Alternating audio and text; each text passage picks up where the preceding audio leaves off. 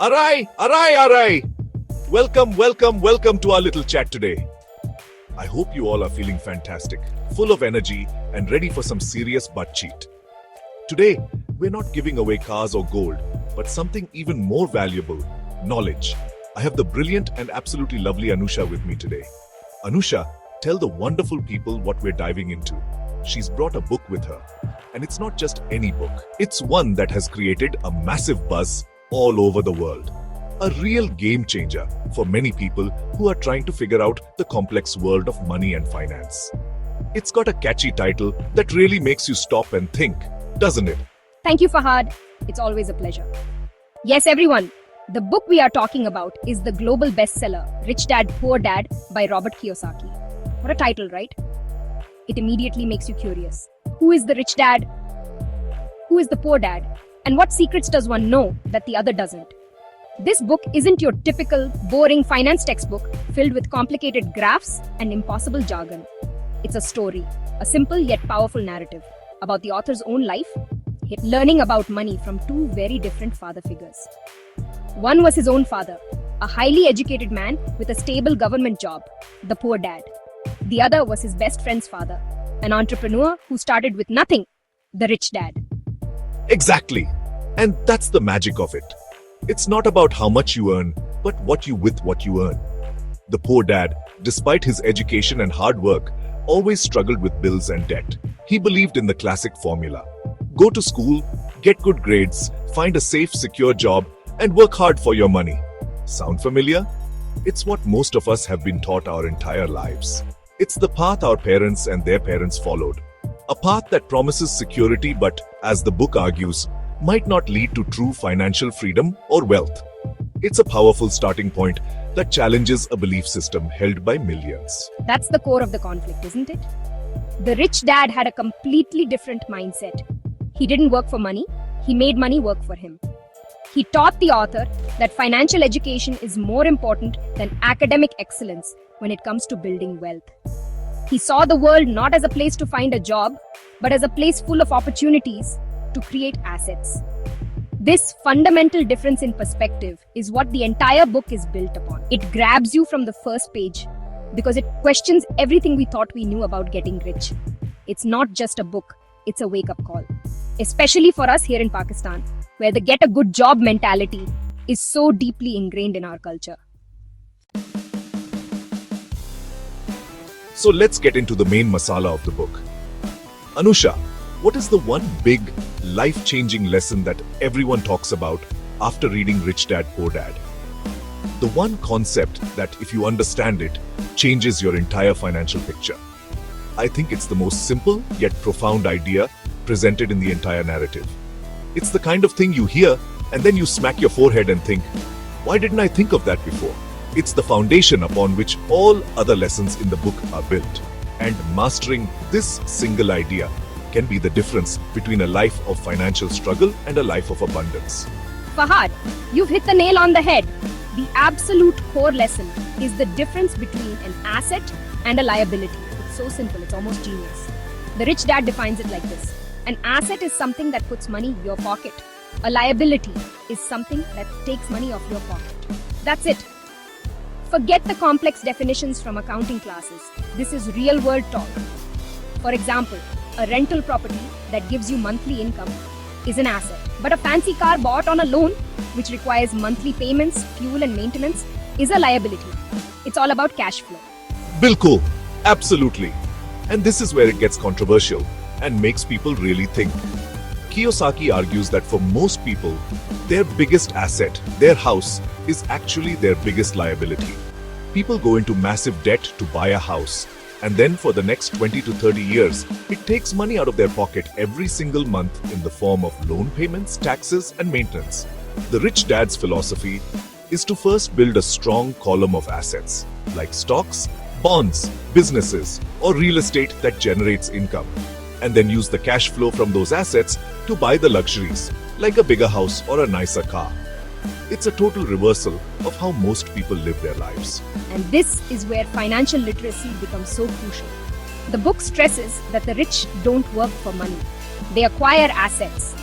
The poor and middle class work for money, and acquire liabilities that they think are assets. Think about it. When someone gets a raise, what's the first thing they do? They often upgrade their lifestyle. They buy a more expensive phone, a bigger car, or go on a fancier holiday. This is what the book calls the rat race.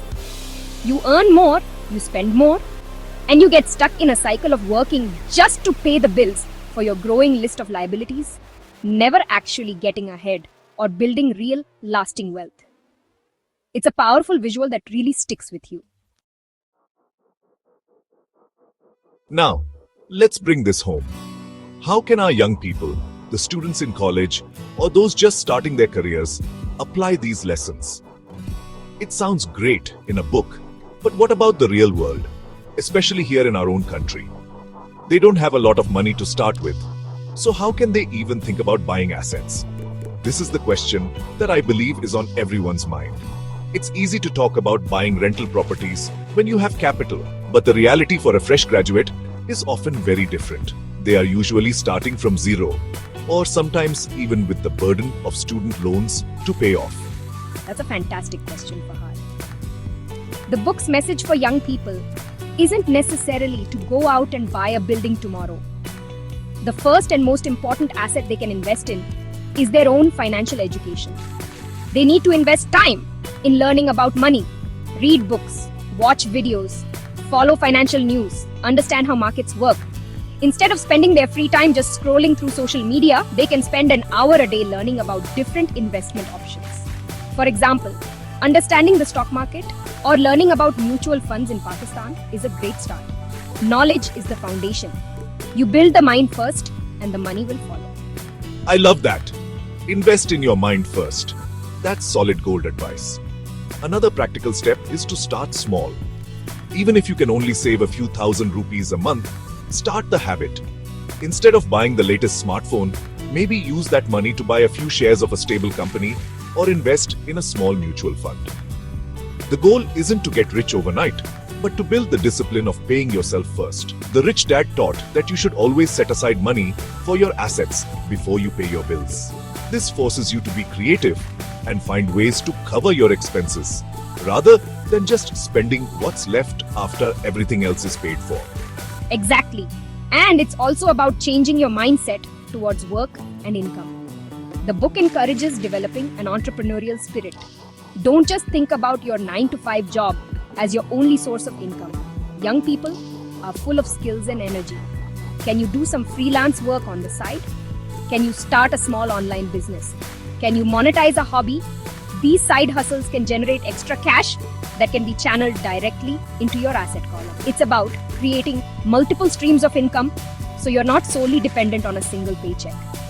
This is how you start making money work for you, even on a small scale, and break free from the traditional path. So Anusha, as we wrap this up, what are your final thoughts? Is Rich Dad Poor Dad the ultimate guide to wealth a complete game changer, or does it have its flaws? I think it's important to have a balanced view. While the core message is incredibly powerful and has opened the eyes of millions of people around the globe, some critics argue that it's a bit too simplistic. They say it oversimplifies complex financial situations and sometimes gives advice that can be risky if not properly understood. It definitely lights a fire under you, but one must be careful not to get burned by taking its advice too literally without further research. I agree, Fahad. It's not a step-by-step manual. It's a mindset shifter. Its greatest strength is its simplicity and its ability to inspire. It makes you question long-held beliefs about money and work, and that is priceless. It's the starting point of a journey, not the destination itself. It won't teach you the technical details of stock analysis or real estate valuation. What it will do is change your financial philosophy. It will make you look at your salary, your home, your car, and your spending habits in a completely new light. For that reason alone, I believe it is an essential read for every single young person. My final take is this. Read the book. Fahad ki guarantee hai, you will learn something. It will challenge you, it will motivate you, and it will definitely make you smarter about your money. It's less of a how-to guide and more of a why-to guide. It gives you the why you need to take control of your financial future. Once you have that powerful why, finding the how becomes much easier. It's like it flips a switch in your brain. You start seeing opportunities where you once saw obstacles. It's the perfect kickstart for anyone who feels stuck in the rat race and dreams of a life of financial independence. So, our recommendation is a big yes. Pick it up, read it with an open mind, and let its lessons sink in. Don't just read it, discuss it with your friends and family. The conversations it starts are just as valuable as the text itself. It's not just about getting rich, it's about gaining freedom. The freedom to choose your work, to spend time with your loved ones, and to live life on your own terms. And that, my friends, is a prize bigger than anything we could ever offer on Jito Pakistan. Thank you for joining our discussion today. Go out there and start building your asset column.